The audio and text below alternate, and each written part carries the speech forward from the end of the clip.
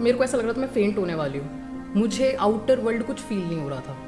मैंने जैसे ही phone pick किया and the first word he said was, जज साहब फ़ोन उठाना होता है, भाव नहीं खाने होते हैं। और वहाँ पे मतलब ऐसा लग रहा था कि क्या बोल रहे हैं क्या। तो फिर उन्होंने बताया कि आपका नाम है, आप नीचे जाइए, लिस्ट देखिए, वहाँ पे आपका नाम है। They just wanted to feel कि क्या होता है। सब बहुत एक्साइटेड थे, कोट ला रहे थे, ब्लेज़र ला रहे थे।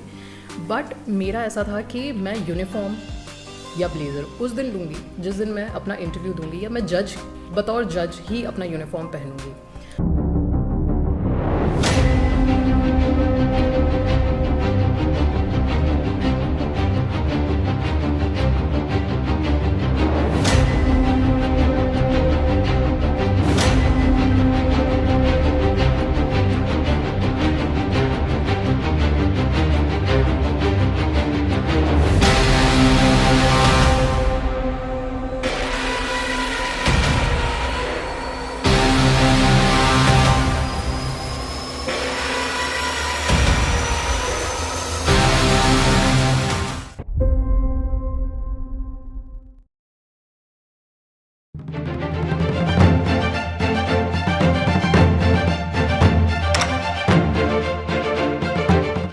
हेलो नमस्कार एवरीवन, लिंकिंग पॉडकास्ट सीरीज के अंदर आप सभी का स्वागत है। और आज मेरे बीच में है सिविल जज साहिबा, जिन्होंने आरजेएस 2024 के अंदर एक ऐसे मुकाम को हासिल किया जिस मुकाम की चाहत, जिस मुकाम को इन्होंने बहुत पहले सोच रखा था। और लेकिन जब सोच नहीं रखा था, 1% नहीं 100% जिद्दी पना जिसे कहते हैं ना, वो आपको इनके अंदर दिखाई देगा। नमस्कार प्रीतिश जी, कैसे हैं आप? बस सर, एकदम परफेक्ट। बहुत खुश। तो फाइनली एक ट्रैक जो है, जो काफ़ी टाइम से चल रहा था वो फाइनली कंप्लीट है, जो हो गया सर। बिल्कुल। ये ड्रीम आपने 2018 में देखा था? जी, करेक्ट। आपका एलएलबी कंप्लीट हुआ, और जैसा मैंने आपके बारे में रिसर्च किया है, तो उसके बाद में आपको किसी ने बताया कि ये फील्ड होता है वगैरह। उससे पहले एलएलबी तक आपको इस बारे में जानकारी नहीं थी? हाँ सर, मतलब सेकंड ईयर तक नहीं पता था। सेकंड ईयर तक नहीं पता था, ओके। और आफ्टर दैट आप प्लान किया कि मेरे को उसमें जाना ही जाना है। फिर ये आपका आरजेएस में तीसरा अटेम्प्ट है ना? एक अटेम्प्ट 18-19 के अंदर दिया, दूसरा 21-22 में, और फाइनली तीसरा 23-24 के अंदर। सो कैसा लग रहा है? जैसे मैंने कहा स्टार्टिंग में बहुत खुश। एक्चुअली जब हम प्रिपरेशन करते हैं ना, और जब हम एक विजन देखते हैं कि जिस दिन ये क्लियर हो जाएगा कितनी खुशी होगी, सर मुझे ऐसा लगता है वो ना 0% होती है। और जब क्लियर हो जाता है, मतलब मैं पूरी रात सोई नहीं थी खुशी में, पूरी रात मुझे नींद नहीं आई थी खुशी में। और आप इमेजिन भी नहीं कर सकते हो जब अपने पेरेंट्स को देखते हो, जब अपने सारे दोस्तों को देखते हो, और वो जो खुशी आपको दिखती है, क्योंकि एक पॉइंट के बाद वो सपना सिर्फ आपका नहीं रहता है, वो फिर पूरी फैमिली का हो जाता है। पूरी फैमिली आपको उस लेवल पे देखती है कि ठीक है, अब ये देयर विल बी डे जज बन जाएंगे। तो वो खुशी sir, no words, I have seriously no words. जब रिजल्ट आया तो फर्स्ट मोमेंटम क्या था? मतलब किसने आपको बताया है, आपने खुद ने रिजल्ट देखा, या वो मोमेंटम क्या था, उसको थोड़ा एक्सप्लेन करें। सर ये इसको मैं आपको बहुत अच्छे से एक एक पॉइंट एक्सप्लेन करूँगी। वही मुझे सुनना है। यस। 26 को आना था, हाँ, है ना, सैटरडे को रिजल्ट आना था। पूरी रात वेट करा, नहीं आया, क्योंकि एक्साइटेड तो मैं थी, मुझे शॉर्ट पता था कि हो जाएगा। नर्वसनेस तो बिल्कुल भी नहीं थी। बस ये देखना था कि वो एक होता ना कि आपने जो स्ट्रगल किया है, और फिर एक PDF आएगा, और फिर वो जो मुस्कान आएगी, वो खुशी आएगी। बस मैं वो खुशी फील करना चाह रही थी। तो मैं पूरी 26 को वेट किया कि आएगा, नहीं आया। फिर संडे का ऐसा लगा कि संडे को तो क्यों ही, वर्किंग डे नहीं होता है तो, बट संडे को रिज़ल्ट जैसे ही आया तो अच्छा, वहाँ पे अब ये हुआ कि मैंने अपने पेरेंट्स वगैरह सबको बुला लिया, एंड PDF खोला, एंड मेरी मम्मी चेक कर रही थी, क्योंकि मैं तो शिवर कर रही थी, मतलब मुझसे वो स्क्रॉल ही नहीं हो रहा था। तो मेरी मम्मी ने चेक किया। मैंने उनको इतना बोला कि 1 से लेकर 222 सील नंबर तक देख लो, अगर मेरा रोल नंबर है तो हो गया। मुझे नहीं पता था कि, क्योंकि ये मेरा फर्स्ट अटेम्प्ट था यहाँ पे, फर्स्ट इंटरव्यू था, तो मुझे नहीं पता था कि रिज़ल्ट कैसे आएगा, क्या था। तो उन्होंने 2-3 बार देखा, और मेरा रोल नंबर उसमें नहीं था। तो सर मतलब वो होता है ना कि अनएक्सपेक्टेड, क्योंकि मैं ये सोच के बैठी थी कि इस बार तो कुछ भी ऐसा नहीं होगा कि मेरा सिलेक्शन ना हो सके। 5 बार देखा, एक रोल नंबर, वहाँ पे मेरा रोल नंबर नहीं था। एंड जब आप क्राइंग स्टेज पर आ गए थे? सर मैं तो मतलब मेरे को ऐसा लग रहा था मैं फेंट होने वाली हूँ। मुझे आउटर वर्ल्ड कुछ फील नहीं हो रहा था। कुछ भी फील नहीं हो रहा था। मेरा भाई पानी लेकर आया, उसने बोला पानी पी लो, कुछ मेरे को ना सुनाई दे रहा था, क्योंकि एक ना वो डेविस्टेटेड, एक बिल्कुल शॉक थी मैं, बिल्कुल डेविस्टेटेड थी। मतलब ऐसा लग रहा था कि ये पता ही नहीं ये क्या हो गया है। ठीक है, तो फिर इतने में a very good friend of mine Gajendra Singh ji, जो कि RJS हैं अब, एंड उनका कॉल आया। तो जैसे ही उनका कॉल आया तो मुझे लगा वो कंसोल करेंगे मुझे कि कोई बात नहीं, अगली बार दे, हाँ। और मैं बिल्कुल उस मूड में नहीं थी, बट मेरी मम्मी ने मुझे फोर्स किया कि अब बात तो करो पहले। मैंने जैसे ही फ़ोन पिक किया, and the first word he said was, जज साहब फ़ोन उठाना होता है, भाव नहीं खाने होते हैं। और वहाँ पे मतलब ऐसा लग रहा था कि क्या बोल रहे हैं क्या। तो फिर उन्होंने बताया कि आपका नाम है, आप नीचे जाइए, लिस्ट देखिए, वहाँ पे आपका नाम है। और सर मतलब मेरे पेरेंट्स, जो होता है ना कि खुशी में रोना, जैसे ही ये बात सुनी, मतलब ऐसा लग रहा था कि पता नहीं दुनिया की कौन सी खुशी मिल गई है। वो तो मैं बता ही नहीं सकती सर, वो खुशी बिल्कुल नहीं बता सकती। मोमेंटम जो है वो बिल्कुल अलग तरह ना, मतलब माइनस से प्लस तक। मतलब 5 बार चेक किया PDF और लगा कि नाम नहीं है, नाम नहीं है, नाम नहीं है। 5 बार करने के बाद अब इंसान में कहता हाँ यार नाम नहीं है, तभी तो नहीं दिख रहा है। तो उस समय बिल्कुल डाउन। और वो स्टेज ऐसी होती है, कोई हल्का सा पुचकार देना, इंसान रोना स्टार्ट कर देता है। बिल्कुल करेक्ट, बिल्कुल। मतलब अपन बिल्कुल तैयार बैठे रहते, कोई आके थोड़ा सा पास में खड़ो, जैसे उसने मम्मी इनके पास में आ जाए, तुरंत उनको लिपट के रोना स्टार्ट कर देंगे। बिल्कुल। बट दैट टाइम वो कॉल, मतलब ये कॉल तो फिर आप जिंदगी में नहीं भूल सकते। मैं बिल्कुल नहीं। इनफैक्ट मैं इस कॉल से एक चीज़ बताऊं, मेरा LLB में जितने परसेंट आए हैं मैं पास हो गई हूँ। इनफैक्ट LLB का जो हम ये कहते हैं एंट्रेंस, एक जो हम फॉर्म फिल करते हैं और उसके अंदर आपका नाम आता है, वही शख्स हैं, वही हैं जिन्होंने हर कॉल पे मुझे बताया है कि आपका हो गया है। तो यहाँ पे भी उन्हीं ने मुझे कॉल करके बोला कि जज साहब हो गया। मतलब ईश्वर ने साक्षात उनको आपकी इन्फॉर्मेशन देने के लिए भेजा है कि भाई आपका सारा अपडेट जो है वो पता चल जाए। अच्छा, मैं बात थोड़ा सा और पीछे लेके जाना चाहता हूँ। आपने LLB 2015 में ज्वाइन किया या 14 में ज्वाइन किया? 15।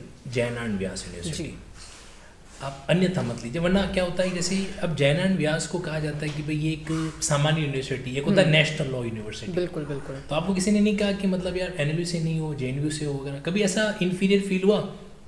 नहीं सर, मुझे एक्चुअली कभी नहीं फील हुआ, क्योंकि शायद मैं डिफरेंस नहीं देखती हूँ। नज़रिया, मुझे ऐसा लगता है कि नज़रिया होता है एक तो मैंने कभी उस पॉइंट ऑफ व्यू से या वो डिफरेंस से नहीं देखा कि मतलब क्या डिफरेंस है NLU में और अपने 3 ईयर लॉ में।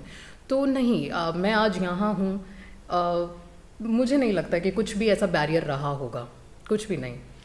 मैंने ये सवाल जानबूझ के पूछा है, actually she is my junior as well as, मतलब अगर कहा जाए, मेरा भी LLB मैंने जैन एंड व्यास से कंप्लीट कर रखा है। तो मैं पहले निकल गया था, उसके बाद में जो है प्रतिष्ठा ने कंप्लीट अपना किया था। तो 2015, 16, 17 3 साल में कॉलेज जाते थे। बिल्कुल सर, मतलब वो ऐसा था ना कि BCom पहले किया, तो एक भी कॉलेज, एक भी क्या कॉलेज होता वो नहीं देखा था। और यहाँ पे मतलब एक्साइटमेंट था, क्योंकि कुछ ऐसा लाइफ में कर रही थी जो मेरे पीछे मेरी पूरी ब्लड लाइन ने नहीं किया है। ठीक है, तो लॉ पढ़ना, लॉ में आना और अब जज बनना, ये एक तरीके से मेरी फैमिली के लिए क्रिएटिंग हिस्ट्री वाली चीज़ है। ठीक है, क्रिएटिंग अ माइल। बिल्कुल बिल्कुल जाती थी सर। कॉलेज के दोस्तों के नाम याद है? 2-3 बिल्कुल। क्योंकि कॉलेज मतलब काफ़ी कम कैंडिडेट्स ही आते, तो जितने आते थे उनके नाम याद होंगे, है ना? अच्छा बताओ, कॉलेज के अंदर जनरली ये कहा जाता है कि हम लोग यंगस्टर जो हैं वो डाइवर्ट भी बड़े जल्दी हो जाते हैं। आप तो अपनी लाइफ में फोकस रहते हैं। बिल्कुल सर, बिल्कुल। इस मामले में जितने भी स्टूडेंट हैं उनको एक तरीके से अपनी लाइफ में फोकस बना के रखना चाहिए, क्योंकि ये स्टेज में हमको उस चीज़ के अंदर हमको डाइवर्ट नहीं करना चाहिए। आपके मम्मा जो है वो प्रिंसिपल रहे हुए हैं? वाइस प्रिंसिपल नवोदय विद्यालय, अभी भी हैं। अभी भी हैं जी। ओके, तो कभी घर पे भी वाइस प्रिंसिपल दिखाई देती है आपको? शी इज़ स्ट्रिक्ट, वो बहुत एक्चुअली स्ट्रिक्ट हैं। बचपन में मतलब हमारा, जैसे जब मैं छोटी थी तो मेरा कोऑर्डिनेशन ऐसा बैठता नहीं था, क्योंकि वो स्ट्रिक्ट थे और मैं थोड़ी सी बहुत ही ना पंक्चुअल नहीं, और थोड़ी सी careless, care free kind of. But उनको ऐसा लगता था कि शायद ये जो रवैया है मेरा, वो मुझे कहीं पे लेकर नहीं जा पाएगा, और जो कि बिल्कुल सही है। लाइक अब मेरे पापा, वो हमेशा मेरे साथ बहुत friendly and he is just like my friend. But मुझे ऐसा लगता है कि पेरेंट्स में एक का स्ट्रिक्ट होना बहुत ज़रूरी था, और उनका वो जो स्ट्रिक्टनेस है कहीं ना कहीं मैं आज यहाँ पे हूँ, बिल्कुल बिल्कुल मैं उनको क्रेडिट दूंगी। क्योंकि क्या वैल्यू है समय की, सबसे पहले तो मैं ये बताऊँ कि वैल्यू जो एक टाइम की होती है वो मैंने उनसे सीखी है। एंड मैंने 2 अटेम्प्ट जो नहीं मेरे सक्सेसफुल थे, तो वहाँ पे मुझे लगा कि time is actually time management बहुत ज़रूरी है। तो मतलब पेरेंट्स दोनों में से एक का जो है स्ट्रिक्ट होना बहुत ज़रूरी बिल्कुल, होता है। दोनों का तो नहीं कहूँगी मैं, दोनों अगर हो गए तो आप फिर किसको फिर बताओगे? बच्चा हाँ, भाग जाएगा, फिर मैं किसको बिल्कुल, बताऊँ, मेरी कहानी में किसको सुनाऊँ। बिल्कुल। एग्जैक्टली। अच्छा, स्कूल टाइम से लेकर अभी आरजेएस बनने तक आपने बीइंग अ गर्ल हर पड़ाव को महसूस किया। आप कोर्ट जाते थे? Sir with all due respect, मतलब किसी भी प्रोफेशन को मैं ये नहीं कहूँगी, बट नहीं, मैं कोर्ट नहीं गई क्योंकि मेरा विजन बहुत क्लियर था। इनफैक्ट अगर मैं एक पर्सनल बात यहाँ पे कहूँ कि 18 में एलएलबी हो गया था, सब साथ के कोर्ट जा रहे थे, they just wanted to feel. आपने 18 में एलएलबी कंप्लीट कर जी। दिया था? अच्छा, ओके। तो they just wanted to feel कि क्या होता है, सब बहुत एक्साइटेड थे, कोट ला रहे थे, ब्लेज़र ला रहे थे। बट मेरा ऐसा था कि मैं यूनिफॉर्म या ब्लेज़र उस दिन लूँगी जिस दिन मैं अपना इंटरव्यू दूँगी, या मैं बतौर जज ही अपना यूनिफॉर्म पहनूँगी। तो वो रखना, एक वो डिटर्मिनेशन जो होता है, एक वो मोटिवेशन जो होता है, वो मैंने रखा सर। इसको मैं जिद्दीपना भी कह बिल्कुल बिल्कुल। एक अटेम्प्ट के बाद जिद्दीपना आ गया था, बिल्कुल आ गया था। एंड 20 मतलब इट्स जस्ट लाइक मेरे को फेल किया, अब देख नहीं, आऊंगी मतलब वापस हाँ, मैं। ऐसा ना कि हाँ। आप इतनी मेहनत कर रहे हो एंड आप एक सपना देख रहे हो, ऐसी क्या कमी, मतलब ऐसा क्या हो रहा है, ऐसा क्या कमी है कि आप वहाँ तक नहीं पहुंच पा क्वालिफाई रहे। नहीं। जबकि अगर मैं कहूँ तो एलएलबी के अंदर मेरे परसेंटेज काफ़ी अच्छे थे। I was second highest rank थी मेरी, सेकंड हाईएस्ट। तो फिर वहाँ पे फर्स्ट अटेम्प्ट में नहीं हुआ, ठीक है, वहाँ पे मैं समझती हूँ कि मैंने एग्जीक्यूशन जो हम कहते हैं 18 में एलएलबी हुआ, उसके बाद उसी प्रोसेस से मैंने आंसर राइटिंग करी, तो वो तो खैर बहुत अलग अलग चीज़ें होती हैं, तो वहाँ पे वो चीज़ क्लिक हो गई थी। 21 और 18 ने मुझे एक चीज़ ये सिखाई है कि आपको जुडिशरी, अगर आपने सपना देख लिया है तो feel like that, work for it, and आपको वो डिटर्मिनेशन, वो एक कंसिस्टेंसी, वो एक ज़िद्दी जो नेचर होता है ना, स्टबर्ननेस, वो रखना पड़ेगा, एंड ये आपको आगे लेकर जाता है। मतलब ये कि खाली ये मत कहते रहो सपना है सपना है सपना बिल्कुल। है, मतलब उसके लिए आपको फिर मतलब एकदम बन जाना चाहिए, झोंकना पड़ता है सर, जैसे हम पूरा कहते हैं ना exactly, कि झोंक देना झोंक दो चाहिए। उसके अंदर खुद को। वो बड़ा ज़रूरी अपने आप में बिल्कुल होता है। सर। सर मेरा मैं अगर आपको कहूँ, मेरा सोशल लाइफ ज़ीरो था। मैं 18-21 अटेम्प्ट तक तो मैं कहीं जाती ही नहीं थी, मतलब बस मुझे इतना पता था कि, और अभी भी मेरे इतने दोस्त नहीं हैं, मैं थोड़ी सोशल मतलब इतनी नहीं हूँ, मेरे दोस्त वगैरह मैंने, क्योंकि डिस्ट्रैक्शन जो एक चीज़ है, चाहे वो किसी भी रूप में हो, चाहे वो फ़ोन हो आपका, सोशल नेटवर्किंग साइट, मैं कभी इंस्टाग्राम पे नहीं रही हूँ, मेरा फेसबुक, इंस्टाग्राम या Telegram, WhatsApp on end of रहता है, टेलीग्राम कभी कभी ऑन एंड ऑफ। मैं कह सकता हूँ इसमें लिंकिंग लोग का चैनल एक्सेप्शन था। बिल्कुल बिल्कुल बिल्कुल सर। एंड तो मुझे ऐसा लगता है कि सबसे पहले आप पता कीजिए कि आपका डिस्ट्रैक्शन क्या है, और सबसे पहले उसी को हटाइए। डिस्ट्रैक्शन हटाना बड़ी बात बोल रहे हो बिल्कुल मतलब आप ये कह रहे हो कि अपने डिस्ट्रैक्शन को पता करो और फिर उसको हटा दो वहाँ से। बिल्कुल। अगर वो कोई किसी इंसानी रूप में भी है, मैं तो आपको ये कह रही हूँ, कोई फ्रेंड है, किसी का पार्टनर है, रिलेटिव्स हैं, अगर वो भी आपको ऐसा लगता है कि डिस्ट्रैक्ट कर रहे हैं, हटा दीजिए, क्योंकि सब आएंगे, एक बार हो जाएगा ना आपका तो सब आएंगे फिर। एग्जैक्टली मतलब ज़िंदगी के अंदर चाहे लिविंग चीज़ हो या नॉन लिविंग चीज़ हो, किसी भी वे के अंदर आपके लिए डिस्ट्रैक्टिंग फैक्टर बन रही है तो उसको साइड में रखना ज़रूरी है। बिल्कुल। और ये बात मैं नहीं कह रहा हूँ, ये बात सिविल जज साहिबा कह रही है और अपने जीवन के अनुभव के आधार पर कह रही है। अच्छा, एक बात बताइए, अभी आप जब कोर्ट ज्वाइन करेंगे तो आपकी लाइफ के अंदर भी कई ऐसी चीज़ें आने वाली है जो शायद आपने प्रैक्टिकली नहीं सोची होगी। जी तैयार हो उसके लिए? बिल्कुल सर, ये मैंने उस टाइम ही सोच लिया था। जैसे 18 के बाद 2 ऑप्शन थे, और मुझे काफ़ी लोगों ने गाइड भी किया था कि प्रैक्टिकल नॉलेज होना ज़रूरी है। तो मैं 2-4 दिन तो बहुत ओके एक्साइटमेंट में हम गए, बट सर प्रॉब्लम यहाँ पे आता है कि बीइंग फर्स्ट जनरेशन है ना, अब आप वहाँ पे जाकर क्या करोगे, किसको असिस्ट करोगे, किसको देखोगे, और 1-2 दिन में तो ये एक ऐसा प्रोफेशन है, ये टाइम लेता है 1-2 दिन में। तो मैं थोड़ा इसको अलग वे में आपसे जानना चाहता हूँ, अगर आपके पास वहाँ पे लिंक्स होते चाहे वो आपके फादर के रूप में हो या किसी भी एक के अंदर होते, तो आप कोर्ट जाते? सर मुझे ऐसा लगता है कि शायद मैं तब भी नहीं जाती, क्योंकि मेरा ये सपना ज़्यादा बड़ा था, ये सपना मेरा ज़्यादा बड़ा था सर। और वही बात है कि यही मैं नेक्स्ट कहने वाली थी कि दोनों ही प्रोफेशन, एडवोकेसी ऐसा नहीं है कि आप दिन में चले जाओ, आओ फिर पढ़ने बैठ जाओ। एक मेंटल स्टेट होता है, आप एग्जॉस्ट होते हो, आपका फिज़िकल भी हर एक लिमिटेशन होती है। ये मुझे नहीं लगता कि ये पॉसिबल है कि आप अपना 100% वहाँ पे भी दे दो और 100% आकर के फिर जुडिशरी की पढ़ाई में भी दे दो। अगर आप ये कर रहे हैं तो फिर वो 50-50 डिवाइड हो रहा है, और फिर ये थोड़ा टाइम स्पेंड ज़्यादा हो सकता है। ये सब्जेक्टिव हो सकता है कहीं, हाँ सब्जेक्टिव, एग्जैक्टली इसी बात पे कह रहा था मैं कि क्योंकि कहीं न कहीं थोड़ा सा आज के समय बदलते दौर के अंदर अगर हमने प्रैक्टिकल चीज़ों को ऑब्जर्व नहीं किया, अब जैसे मैं आपको एग्जांपल दूँ कि कुछ ऐसे केसेस होते हैं जहाँ पे एक अनड्यू प्रेशर होता है, वर्कलोड होता है, क्योंकि लिटिगेशन बढ़ते चले जाते हैं। बिल्कुल। तो एट दैट टाइम अगर आप पहले से मेंटली प्रिपेयर नहीं हो उस चीज़ के लिए, और मेंटली प्रिपेयर आप तब होंगे जब आपने सिचुएशन को देखा हो, महसूस किया हो, तो उसके लिए तो फिर देखा जाए तो प्रैक्टिस का एंगल जरूरी हो जाता है ना। बिल्कुल। तो मैं यहाँ पर पार्टली सजेस्ट कर सकता हूँ कहेंगे कि भाई किसी न किसी वे के अंदर डायरेक्टली इनडायरेक्टली कोर्ट नहीं जा पा रहे हो, कोई बात नहीं। एक कहावत, एक सेंटेंस है जो मेरा खुद का मैंने बनाया है, आपने वो तो सुना हो ना कि प्यासा कुएं के पास नहीं जा सकता।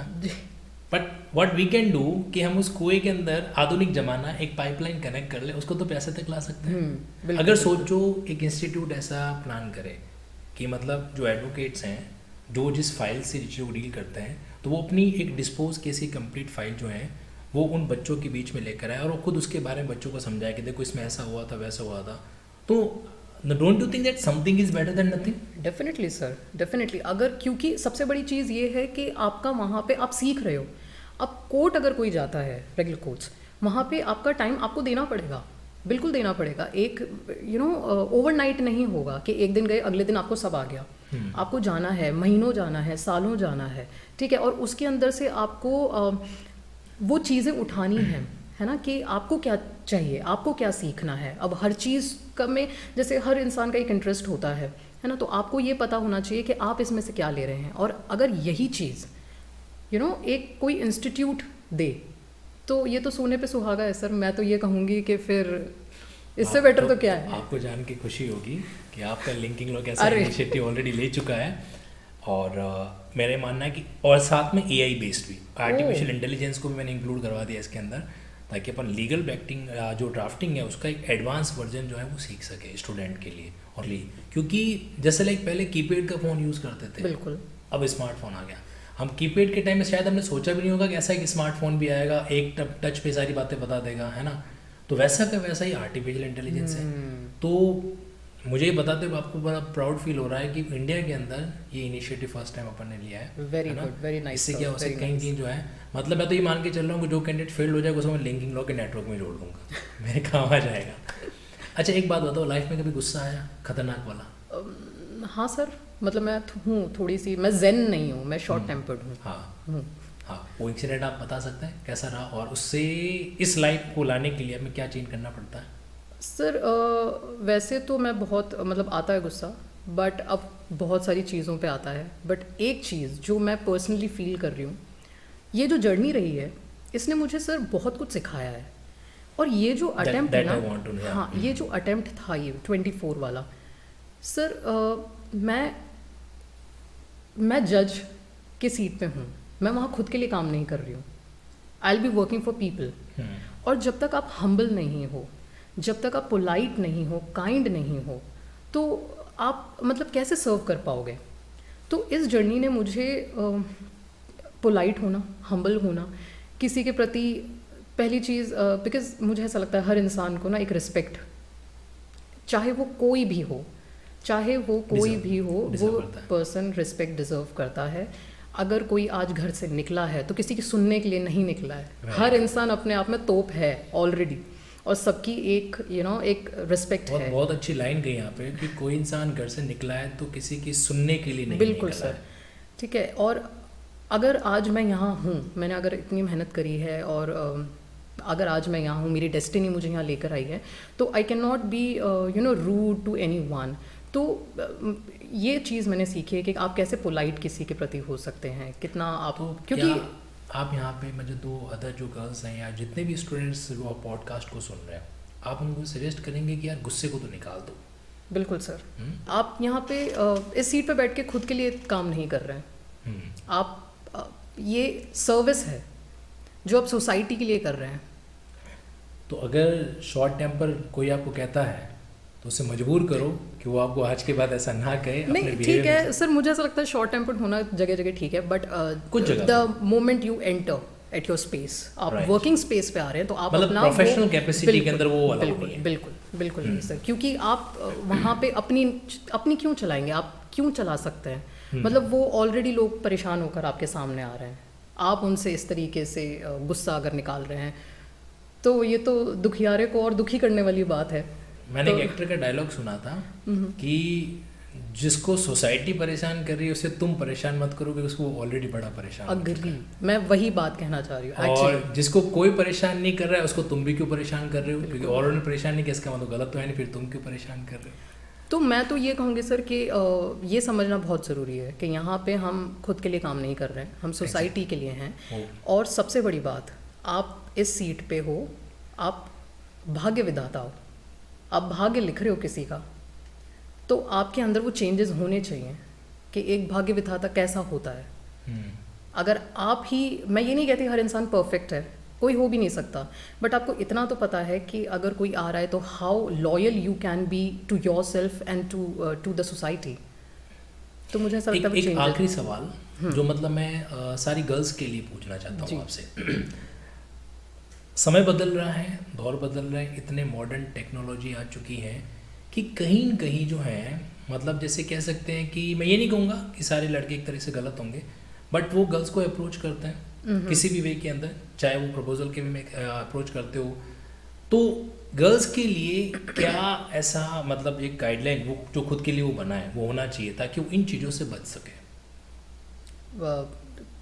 परेशान। हाँ, इस तरह से मान लो कोई भी अनावश्यक रूप से कनेक्ट भी करता है, चीज़ को करता है, क्योंकि देखो हर कोई जाके FIR लॉन्च नहीं कर सकता। बिल्कुल बिल्कुल। अगर मैं प्रैक्टिकली बात करूँ आपसे, है ना, तो कहीं की आपकी लाइफ में भी ऐसा कुछ रहा होगा कि किसी ने आपको ज़बरदस्ती अप्रोच किया हो, बार बार परेशान करने का प्रयास किया हो, अब वो जाके पुलिस थाने तो जा नहीं सकती, है ना, घर पे भी किस हद तक करे, तो क्या सेल्फ ऑरा एक गर्ल को डेवलप करना चाहिए, उसके बारे में कुछ बताओ। सर मुझे ऐसा लगता है कि सबसे पहले तो हर इंसान, अब गर्ल्स का तो मैं नहीं कहूँगी, क्योंकि आई एम सॉरी अगर मैं यहाँ पे थोड़ा सा नेगेटिव बोलूँ, बट मेरा थोड़ा सा मानना ऐसा है, क्योंकि अब मैं जज भी हूँ, Right. तो आपको दोनों पक्ष पे देखना पड़ता है। एग्जैक्टली।